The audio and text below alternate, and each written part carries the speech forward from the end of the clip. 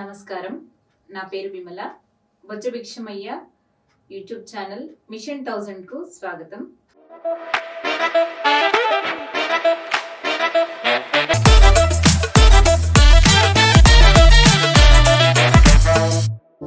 అప్పటి నుంచి ఇప్పటి వరకు అదే కులం పేరు మీద హత్యలు జరుగుతూనే ఉన్నాయి, బాధలు పడుతూనే ఉన్నారు, అదే కులంతో దూషిస్తూనే ఉన్నారు. మరి ఇవి ఆగవా సార్? ఇంకా ఆగాలి. అయితే ఆగాలంటే ఏం చేయాలి? ఎవరైతే శూద్రులుగా ఉన్నారో 90% ఉన్నటువంటి శూద్రులు, 10% ఉన్నటువంటి బ్రాహ్మణ క్షత్రియ వైశ్యులు సృష్టించినటువంటి ఈ వ్యవస్థను ధ్వంసం చేయగలిగినప్పుడు ఆగుతాయి. కానీ ఈ శూద్రులే అలాంటి పరిస్థితులు లేరు. ఎందుకంటే నాకంటే పైన ముగ్గురుంటే నాకంటే కింద 30 మంది ఉన్నారు. ఇది నిచ్చెన మెట్ల వ్యవస్థ.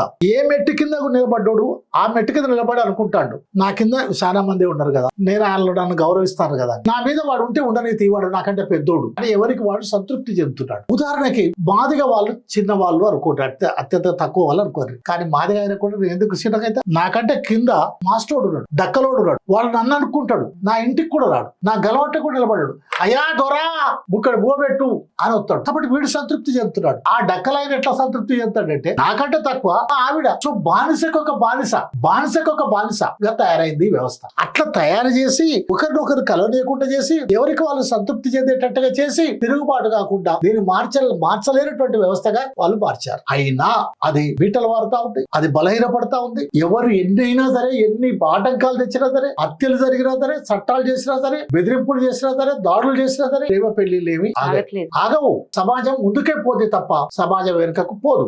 కాకపోతే ఈ శూద్రులుగా ఉండేటువంటి 90% మంది, ఆ 10% మందిలో ఉన్నటువంటి ప్రగతిశీల శక్తులను కూడా కలుపుకొని కులరహిత సమాజం కోసం కనుక మనం పోరాటం చేస్తే తప్పనిసరి మారుతుంది. అలాంటి మార్పు కోసం జరిగేటువంటి అనేక సంస్థలు పనిచేస్తుంది.